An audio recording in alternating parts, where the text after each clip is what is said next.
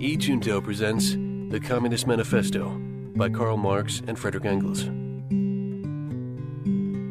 A manifesto of the Communist Party. A specter is haunting Europe, the specter of communism. All the powers of old Europe have entered into a holy alliance to exorcise this specter. Pope and Tsar, Metternich and Guizot, French radicals, and German police spies. Where is the party in opposition that has not been decried as communistic by its opponents in power? Where is the opposition that has not hurled back the branding reproach of communism against the more advanced opposition parties as well as against its reactionary adversaries? Two things result from this fact. 1. Communism is already acknowledged by all European powers to be itself a power. 2. It is high time that communists should openly, in the face of the whole world, publish their views, their aims, their tendencies, and meet this nursery tale of the specter of communism with a manifesto of the party itself. To this end, communists of various nationalities have assembled in London and sketched the following manifesto to be published in the English, French, German, Italian, Flemish, and Danish languages. Part 1. Bourgeois and Proletarians. The history of all hitherto existing societies is the history of class struggles. Freeman and slave, patrician and plebeian, lord and serf, guildmaster and journeyman, in a word, oppressor and oppressed, stood in constant opposition to one another, carried on an uninterrupted, now hidden, now open fight, a fight that each time ended either in a revolutionary reconstruction of society at large or in the common ruin of the contending classes. In the earlier epochs of history, we find almost everywhere a complicated arrangement of society into various orders, a manifold gradation of social rank. In ancient Rome we have patricians, knights, plebeians, slaves. In the Middle Ages, feudal lords, vassals, guildmasters, journeymen, apprentices, serfs. In almost all these classes again, subordinate gradations. The modern bourgeois society that has sprouted from the ruins of feudal society has not done away with class antagonisms. It has but established new classes, new conditions of oppression, new forms of struggle in place of the old ones. Our epoch, the epoch of the bourgeoisie, possesses, however, this distinctive feature. It has simplified the class antagonisms. Society as a whole is more and more splitting up into two great hostile camps, into two great classes directly facing each other, bourgeoisie and proletariat. From the serfs of the Middle Ages sprang the chartered burghers of the earliest towns. From these burgesses the first elements of the bourgeoisie were developed. The discovery of America, the rounding of the Cape, opened up fresh ground for the rising bourgeoisie. The East Indian and Chinese markets, the colonization of America, trade with the colonies, the increase in the means of exchange and in commodities generally, gave to commerce, to navigation, to industry, an impulse never before known, and thereby to the revolutionary element in the tottering feudal society a rapid development. The feudal system of industry, under which industrial production was monopolized by closed guilds, now no longer sufficed for the growing want of the new markets. The manufacturing system took its place. The guildmasters were pushed on one side by the manufacturing middle class. Division of labor between the different corporate guilds vanished in the face of division of labor in each single workshop. Meantime, the markets kept ever growing, the demand ever rising. Even manufacture no longer sufficed. Thereupon, steam and machinery revolutionized industrial production. The place of manufacture was taken by the giant, modern industry. The place of the industrial middle class by industrial millionaires, the leaders of the whole industrial army, the modern bourgeois. Modern industry has established the world market, for which the discovery of America paved the way. This market has given an immense development to commerce, to navigation, to communication by land. This development has, in its time, reacted on the extension of industry, and in proportion as industry, commerce, navigation, railways extended, in the same proportion the bourgeoisie developed, increased its capital, and pushed into the background every class handed down from the Middle Ages. We see, therefore, how the modern bourgeoisie is itself the product of a long course of development, of a series of revolutions in the modes of production and of exchange. Each step in the development of the bourgeoisie was accompanied by a corresponding political advance of that class. An oppressed class under the sway of the feudal nobility, an armed and self-governing association in the medieval commune, here independent urban republic, as in Italy and Germany, there taxable third estate of the monarchy, as in France. Afterwards, in the period of manufacture proper, serving either the semi-feudal or the absolute monarchy as a counterpoise against the nobility, and in fact cornerstone of the great monarchies in general, the bourgeoisie has at last, since the establishment of modern industry and of the world market, conquered for itself in the modern representative state exclusive political sway.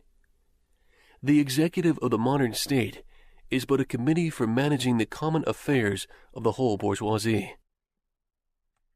The bourgeoisie historically has played a most revolutionary part.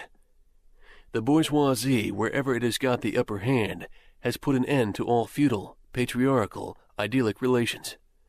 It has pitilessly torn asunder the motley feudal ties that bound man to his natural superiors, and has left remaining no other nexus between man and man than naked self-interest, than callous cash payment. It has drowned the most heavenly ecstasies of religious fervor, of chivalrous enthusiasm, of Philistine sentimentalism, in the icy water of egotistical calculation. It has resolved personal worth into exchange value, and in place of the numberless and feasible chartered freedoms, has set up that single unconscionable freedom, free trade. In one word, for exploitation, veiled by religious and political illusions, naked, shameless, direct, brutal exploitation. The bourgeoisie has stripped of its halo every occupation hitherto honored and looked up to with reverent awe. It has converted the physician, the lawyer, the priest, the poet, the man of science into its paid wage laborers. The bourgeoisie has torn away from the family its sentimental veil, and has reduced the family relation to a mere money relation. The bourgeoisie has disclosed how it came to pass that the brutal display of vigor in the Middle Ages, which reactionists so much admire, found its fitting complement in the most slothful indolence. It has been the first to show what man's activity can bring about. It has accomplished wonders far surpassing Egyptian pyramids, Roman aqueducts, and Gothic cathedrals. It has conducted expeditions that put in the shade all former exoduses of nations and crusades. The bourgeois cannot exist without constantly revolutionizing the instrument of production, and thereby the relations of production, and with them the whole relations of society. Conservation of the old modes of production in unaltered form was on the contrary the first condition of existence for all earlier industrial classes. Constant revolutionizing of production, uninterrupted disturbance of all social conditions, everlasting uncertainty and agitation distinguish the bourgeois epoch from all earlier ones. All fixed, fast-frozen relations, with their train of ancient and venerable prejudices and opinions, are swept away. All new-formed ones become antiquated before they can ossify. All that is solid melts into air. All that is holy is profaned. And man is at last compelled to face with sober senses his real conditions of life and his relations with his kind. The need of a constantly expanding market for its products chases the bourgeoisie over the whole surface of the globe. It must nestle everywhere, settle everywhere, establish connections everywhere. The bourgeoisie has, through its exploitation of the world market, given a cosmopolitan character to production and consumption in every country. To the great chagrin of reactionists, it has drawn from under the feet of industry the national ground on which it stood. All old established national industries have been destroyed or are daily being destroyed. They are dislodged by new industries, whose introduction becomes a life and death question for all civilized nations. By industries that no longer work up indigenous raw material, but raw material drawn from the remotest zones. Industries whose products are consumed not only at home, but in every quarter of the globe. In place of the old wants, satisfied by the productions of the country, we find new wants, requiring for their satisfaction the products of distant lands and climes. In place of the old local and national seclusion and self-sufficiency, we have intercourse in every direction, universal interdependency of nations. And as in material, so also in intellectual production. The intellectual creations of individual nations become common property. National one-sidedness and narrow-mindedness become more and more impossible. And from the numerous national and local literatures, there arises a world literature. The bourgeoisie, by the rapid improvement of all instruments of production, by the immensely facilitated means of communication, draws all, even the most barbarian nations, into civilization. The cheap prices of its commodities are the heavy artillery with which it batters down all Chinese walls, with which it forces the barbarians' intensely obdurate hatred of foreigners to capitulate. It compels all nations, on pain of extinction, to adopt the bourgeois mode of production. It compels them to introduce what it calls civilization in their midst, i.e., to become bourgeois themselves. In one word, it creates a world after its own image. The bourgeoisie has subjected the country to the rule of the towns. It has created enormous cities, has greatly increased the urban population as compared with the rural, and has thus rescued a considerable part of the population from the idiocy of rural life. Just as it has made the country dependent on the towns, so it has made barbarian and semi-barbarian countries dependent on the civilized ones, nations of peasants on nations of bourgeois, the East on the West. The bourgeoisie keeps more and more doing away with the scattered state of the population, of the means of production and of property. It has agglomerated production, and has concentrated property in a few hands. The necessary consequence of this was political centralization.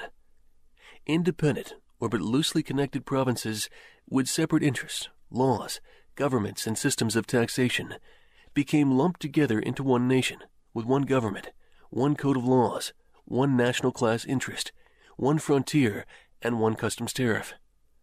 The bourgeoisie, during its rule of scarce 100 years, has created more massive and more colossal productive forces than of all preceding generations together.